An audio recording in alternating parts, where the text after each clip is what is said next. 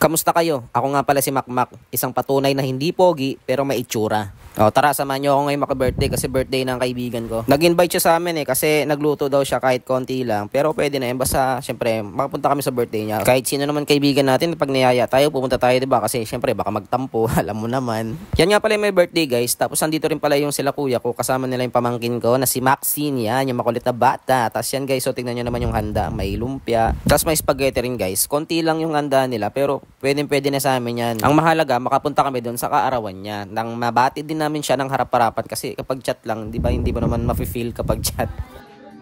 Babay ka na, babay. Uwi ka na?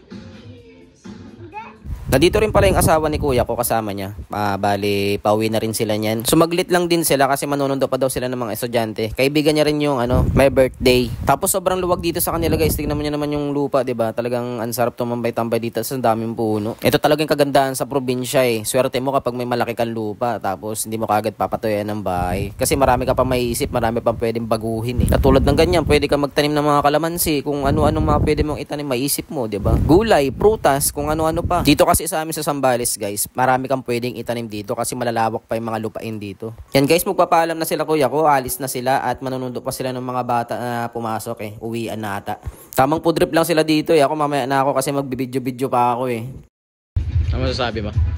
Ano, medyo dry ka ng konti. Dapat medyo may sabaw eh. At may mga buto-buto. Ibang klaseng lumpia mo no?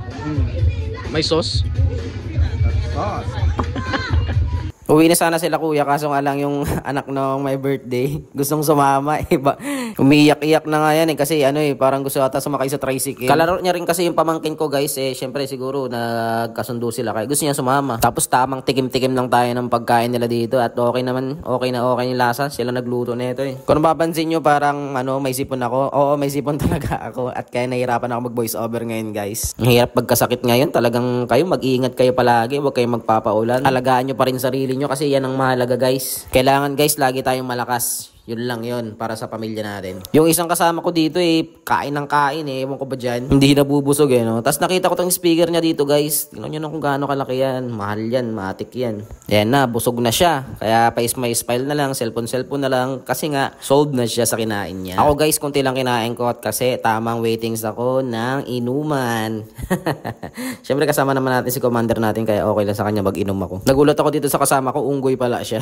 Tapos yan guys, naglabas na sila ng Alfonso tapos Coke. Yan talagang inahantay ko. Habang maaga pa, tirahin na yan. Para maaga magkatama, maaga makauwi guys. Tapos ito guys, ang pulutan pala namin is native na manok. Nagkatay yung tatay niya. Tapos inadobo. Talagang napakasarap talaga ipulutan yan guys. Lalo na yung nagmamantika-mantika siya. Ay, talaga the best. O siya guys. Maraming salamat sa inyo lahat. Hanggang dito na lang. Sana hindi ko naubos yung 3 minutes nyo. I love you.